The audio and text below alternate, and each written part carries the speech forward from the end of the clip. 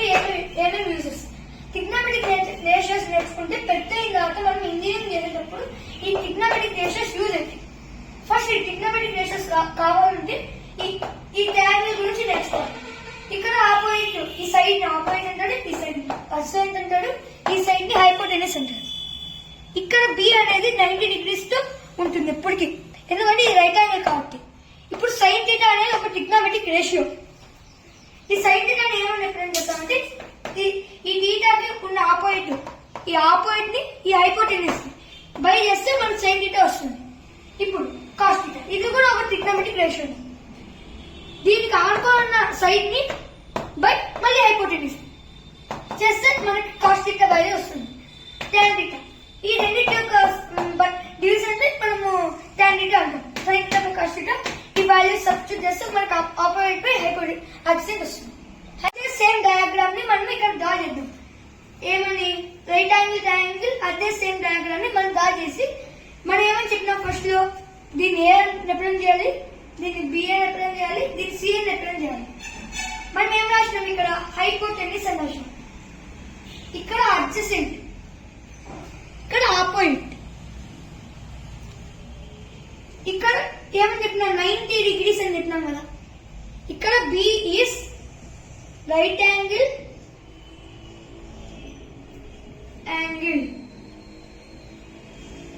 ఇక్కడ సి దగ్గర మనం థీటా రాసుకోవాలి, ఎందుకంటే మనం సైన్ థీటాస్ కనుక్కోవాలి కాబట్టి.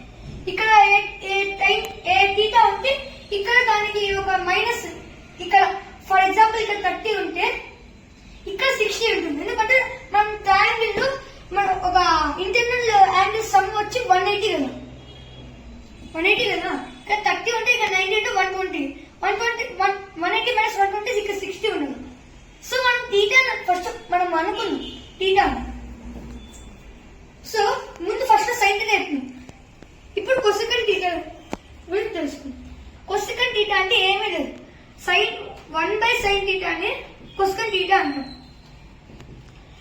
మనం సైన్ థీటా ఏమని చెప్పినాం, దీన్ని డివైడ్ చేస్తే సైన్ థీటా అని చెప్పినాం. So 1/, opposite by hypotenuse. ఇప్పుడు రివర్స్ చేస్తే హైపోటెనస్ బై ఆపోజిట్ అంతే మనకు వచ్చేసింది. ఇప్పుడు ఇప్పుడు సీకెంట్ థీటా. సీకెంట్ థీటా అంటే కూడా ఏం లేదు, 1/cosecant ని 1/cos థీటా ని మనం సీకెంట్ థీటా అంటాం. ఇప్పుడు cos థీటా ఏం చెప్పినాం అడ్జసెంట్, మళ్ళీ కింద డినామినేటర్ ఏముంది హైపోటెనస్ అంతే, ఏం లేదు. Adjacent by hypotenuse.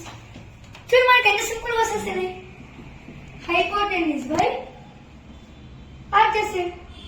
ఇప్పుడు మనం tan థీటా గురించి మనం నెక్స్ట్ తెలుసుకుందాం. ఇప్పుడు cot థీటా. cot థీటా కూడా ఏం లేదు, 1/tan theta are tan theta ఏం చెప్పినాం 1/sin theta by cos theta అని చెప్పినాం. ఏమొస్తుంది cos theta by sin theta వస్తుంది. సో మనం cot థీటాని 1/tan థీటా అని అనొచ్చు, లేకపోతే cos బై sin థీటా అని అనొచ్చు. ఇప్పుడు cos థీటా వాల్యూని సబ్స్టిట్యూట్ చేయండి, లేకపోతే tan థీటా వాల్యూని సబ్స్టిట్యూట్ చేయండి. ఇప్పుడు tan థీటా వాల్యూ సబ్స్టిట్యూట్ చేసి ఇక్కడ ఒకసారి ఇది ఒకసారి చేద్దాం, ఇది ఒకసారి చేద్దాం, క్లారిటీ అయిపోతుంది. 1/tan థీటా కాబట్టి tan థీటా అంటే మనం ఏం చెప్తున్నాం, దీన్ని డివైడ్ చేస్తే మనకి ఏమొస్తుంది cot tan థీటా వస్తుంది. So opposite by adjacent by opposite.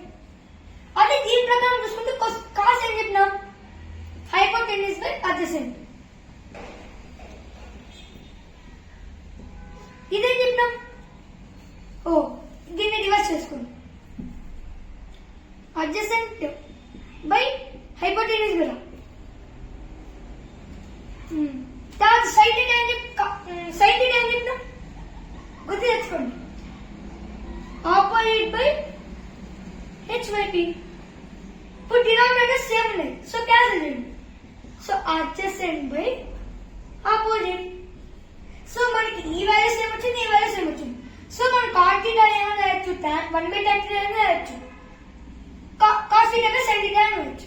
Bye friends.